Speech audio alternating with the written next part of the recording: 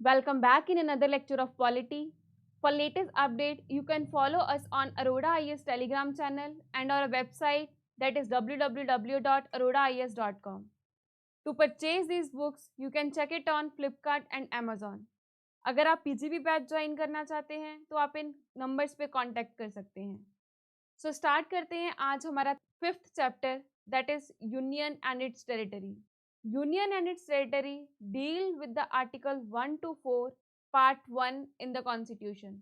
Article 1 से लेके article 4 and part 1 जो है वो यूनियन एंड इट्स टेरिटरी के साथ डील करते हैं। आर्टिकल 1 में क्या दे रखा है? India that is Bharat is a union of state, यानी कि जो स्टेट्स हैं वो किसी एग्रीमेंट से नहीं बनाई गई, वो सिर्फ एडमिनिस्ट्रेटिव कन्वीनियंस के लिए ही बनाई गई हैं। कॉन्स्टिट्यूएंट असेंबली में इंडिया के नाम को लेकर बहुत सारी बहस हुई। कुछ लोगों का कहना था कि जो इंडिया है उसका जो ट्रेडिशनल नाम है भारत वही रखना चाहिए, बट कुछ का कहना था आपको इसका मॉडर्न नेम रखना चाहिए that is India. Then constituent assembly के मेंबर्स ने क्या किया कि इन दोनों नेम्स को अडॉप्ट किया that India that is Bharat. जो कॉन्स्टिट्यूशन का फर्स्ट शेड्यूल है उसमें names and territorial extent of state के बारे में दे रखा है।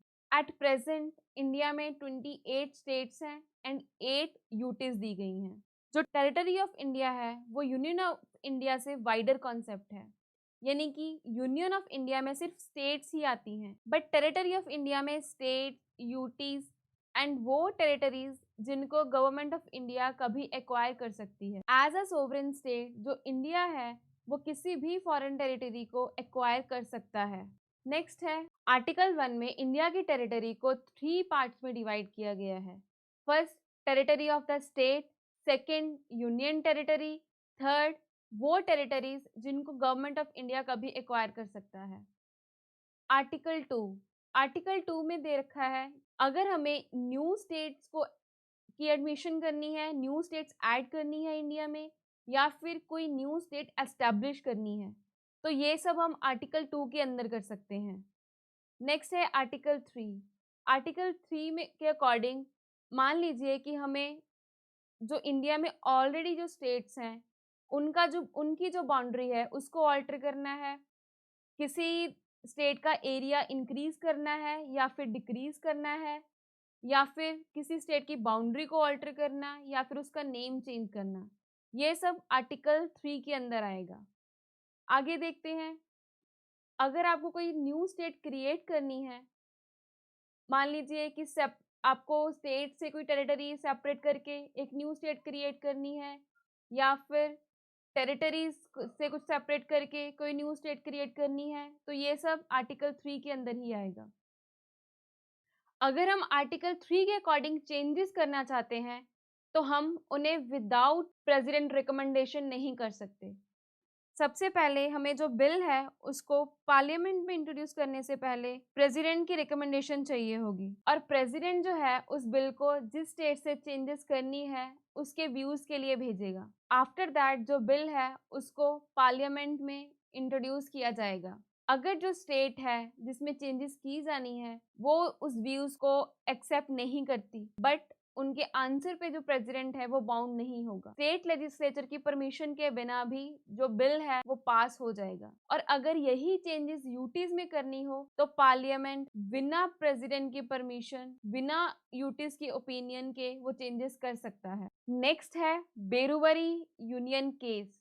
बेरुवरी यूनियन केस में फर्स्ट टाइम ये क्वेश्चन उठा कि अगर इंडिया को अपनी कोई टेरिटरी किसी फॉरेन टेरिटरी को देनी हो तो क्या वो भी आर्टिकल 3 के अंदर हो जाएगा। उस टाइम पे सुप्रीम कोर्ट ने ये कहा कि अगर इंडिया ने अपनी कोई टेरिटरी फॉरेन टेरिटरीज को देनी हो then parliament can not cede Indian territory to the foreign territory in article 3 under article 3। मतलब कि आर्टिकल 3 के अकॉर्डिंग हम अपने देश की कोई भी टेरिटरी किसी फॉरेन कंट्री को नहीं दे सकते। उस चीज के लिए हमें आर्टिकल 368 के अंदर अमेंडमेंट करनी पड़ेगी। नेक्स्ट है exchange of territory with Bangladesh. Bangladesh के अंदर कुछ ऐसी जगह थी जहाँ पे जो इंडियन ओरिजिन के लोग रहते थे, और इंडिया में भी कुछ ऐसी जगह थी जहाँ पे बांग्लादेश ओरिजिन के लोग रहते थे। तो इंडिया एंड बांग्लादेश ने उन टेरिटरीज को एक्सचेंज करने के लिए कॉन्स्टिट्यूशन में 100th कॉन्स्टिट्यूशनल अमेंडमेंट की, जिसके थ्रू इंडिया ने बांग्लादेश को 111 एनक्लेव्स एंड बांग्लादेश ने इंडिया को 51 एनक्लेव्स सौंपी। और इंडिया एंड बांग्लादेश में लैंड ऐसी थी जहां पे कोई भी बॉर्डर नहीं था। नेक्स्ट है India and Bangladesh boundary. India and Bangladesh की जो बाउंड्री है वो कम से कम 4096.7 किलोमीटर लॉन्ग है। जो इंडिया एंड ईस्ट पाकिस्तान की लैंड बाउंड्री थी उसको as a Radcliffe determine किया गया, और इसके प्रोविजंस पे भी काफी सारे जो थे डिस्प्यूट्स अराइज हुए, जिनको वाघ अवार्ड नेहरू नून एग्रीमेंट से रिजॉल्व किया गया। बाद में 1974 में इंडिया और बांग्लादेश के बीच लैंड बाउंड्री एग्रीमेंट साइन हुआ to solve the demarcation of boundary issues.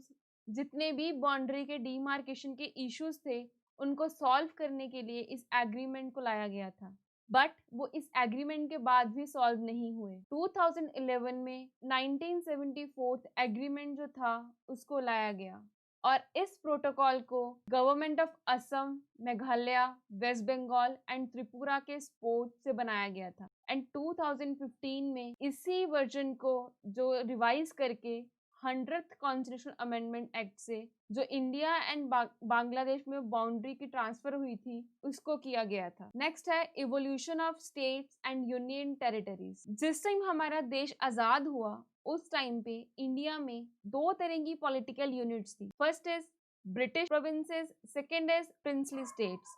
जो ब्रिटिश प्रोविंसेस थी वो डायरेक्टली ब्रिटिश गवर्नमेंट के अंदर आती थी, बट प्रिंसली स्टेट्स में जो थे वो प्रिंस रूल करते थे, but with the paramountcy of British crown. Indian independence act के साथ दो इंडिपेंडेंट एंड सेपरेट डोमिनियंस बनाई गई। First is Indian, second is Pakistan. उस टाइम पे प्रिंसली स्टेट्स को 3 ऑप्शंस दी गई थी कि या तो आप इंडिया ज्वाइन कर लो, या फिर पाकिस्तान को ज्वाइन कर लो, या फिर इंडिपेंडेंट रह लो। तो 552 प्रिंसली स्टेट्स में से 549 प्रिंसली स्टेट्स ने इंडिया को ज्वाइन कर लिया था, और जो 3 प्रिंसली स्टेट्स थी that is Hyderabad, Junagadh and Kashmir, उन्होंने इंडिया को ज्वाइन करने से रिफ्यूज कर दिया था। बट बाद में हैदराबाद को बाय पुलिस एक्शन, जूनागढ़ को बाय रेफरेंडम एंड कश्मीर को बाय इंस्ट्रूमेंट ऑफ असेशन से इंडिया में ऐड कर लिया था। 1950 में जो कॉन्स्टिट्यूशन था उसमें 4 तरह की जो स्टेट्स थी। First part A, part B, part C and part D. So next हम देखेंगे reorganisation of states. Reorganisation of states में फर्स्ट टाइम जो डिमांड आई थी वो लिंग्विस्टिक बेसिस पे थी, मींस लैंग्वेज के बेसिस पे जो है वो स्टेट्स बनाई जाए। मेनली जो ये डिमांड थी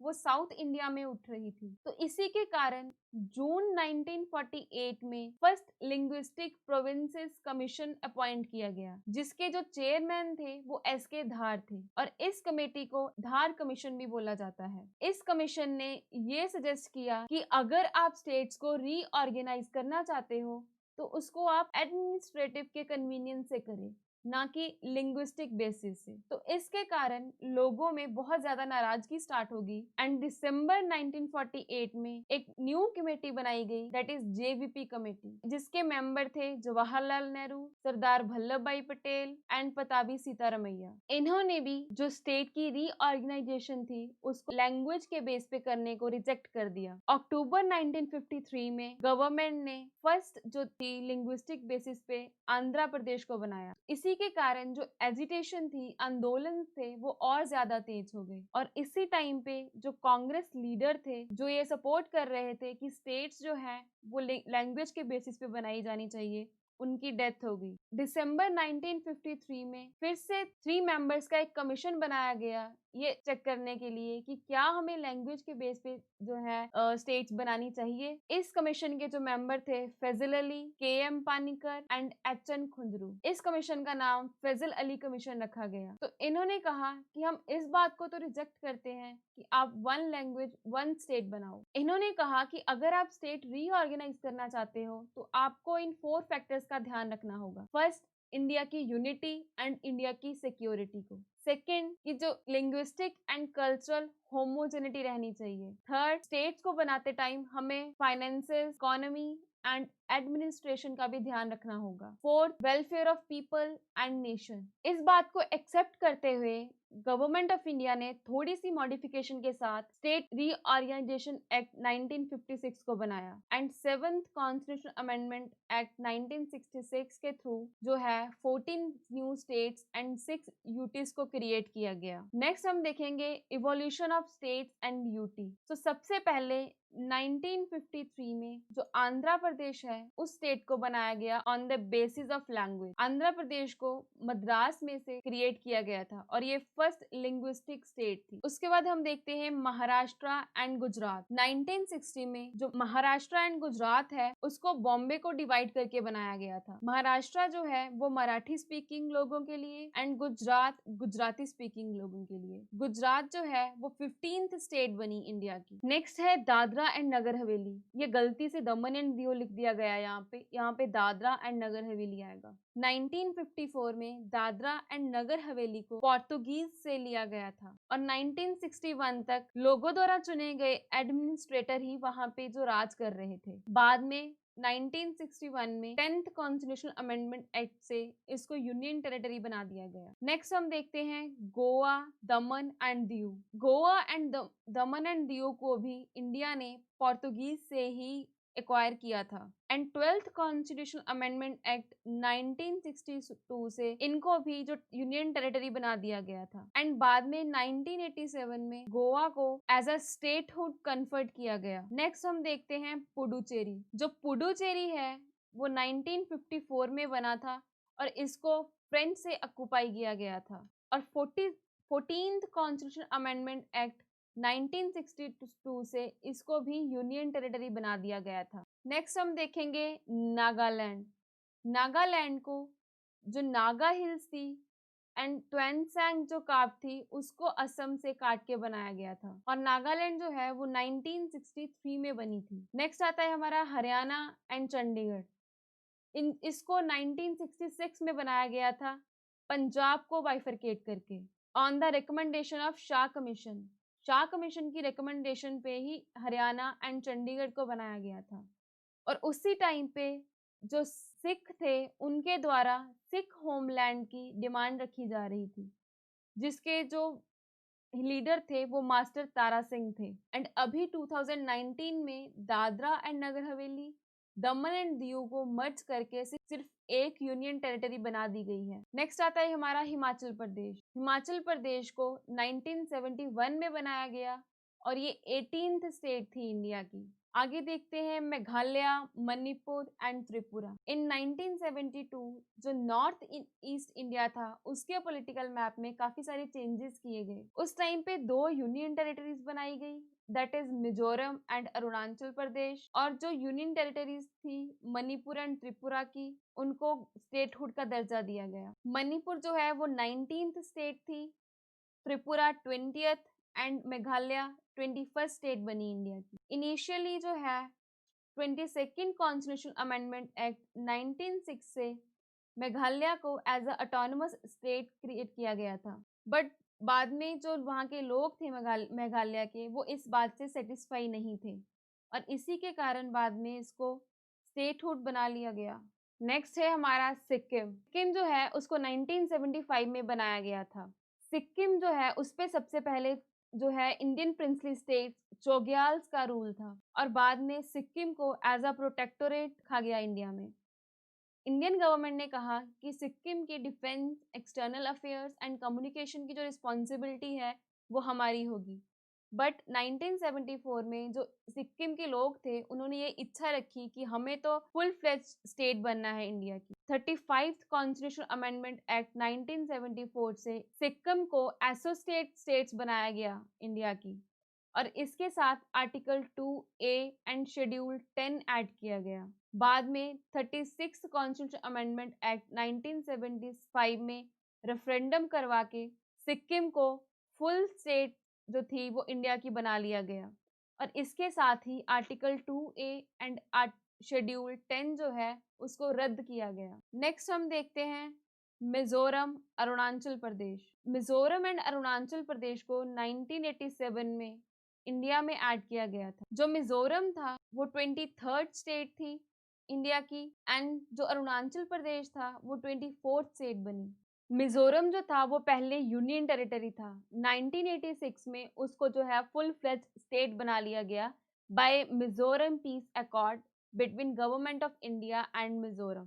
2000 में छत्तीसगढ़, झारखंड एंड उत्तराखंड को बनाया गया फ्रॉम एमपी यानी कि मध्य प्रदेश, बिहार एंड उत्तर प्रदेश में से। 2014 में तेलंगाना एक न्यू स्टेट बनी फ्रॉम जिसको आंध्र प्रदेश में से कार्व्ड किया गया था। एंड अब 2019 में जम्मू एंड कश्मीर एंड लद्दाख को Jammu and Kashmir reorganisation act 2019 से बाइफरकेट करके दो यूटीज बना दिया गया है, that is UT of Jammu and Kashmir and UT of Ladakh. इसके कारण क्या हुआ कि जो आर्टिकल 370 था जो जम्मू एंड कश्मीर को स्पेशल स्टेटस देता था उसको अबॉलिश कर दिया गया। बट ये नहीं है कि उस आर्टिकल को कॉन्स्टिट्यूशन से निकाल दिया गया, बिकॉज ऐसा करने के लिए हमें अमेंडमेंट करनी पड़ेगी। वो आर्टिकल सिर्फ इन ऑपरेट हुआ है, कॉन्स्टिट्यूशन से निकाला नहीं गया। और अब जो हमारा कॉन्स्टिट्यूशन है वो जम्मू एंड कश्मीर पे भी लागू होगा, यानी कि जितने भी प्रोविजंस है हमारे कॉन्स्टिट्यूशन के वो सारे जम्मू एंड कश्मीर पे अब लागू होंगे। नेक्स्ट आता है, यहाँ पे कुछ स्टेट्स के जो थे वो नेम चेंज किए गए थे। हम देखते हैं कि कौन कौन से स्टेट का कौन से ईयर में नेम चेंज किया। 1950 में यूनाइटेड प्रोविंसेस का नाम चेंज करके उत्तर प्रदेश रखा गया। एंड 1969 में मद्रास का नेम चेंज करके तमिलनाडु रखा गया। 1973 में मैसूर का नाम चेंज करके कर्नाटका रखा गया। एंड 1973 में ही लक्षद्वीप, मिनिकॉय एंड अमीनदीवी आइलैंड का नाम चेंज करके लक्षद्वीप आइलैंड रखा गया। 1992 में दिल्ली का नाम चेंज करके national capital territory of Delhi रखा गया। 2006 में उत्तरांचल एंड पौंडीचेरी का नेम चेंज करके उत्तराखंड एंड पुडुचेरी रखा गया। एंड 2011 में ओडिशा का नेम चेंज करके ओडिशा रखा गया। तो यहाँ पे हमारा 5th chapter that is union and it's territory complete होता है। होप आपको लेक्चर्स पसंद आ रहे होंगे। अगर पसंद आ रहे हैं then give your thumbs up. मिलते हैं हम अपने नेक्स्ट लेक्चर में। Thank you.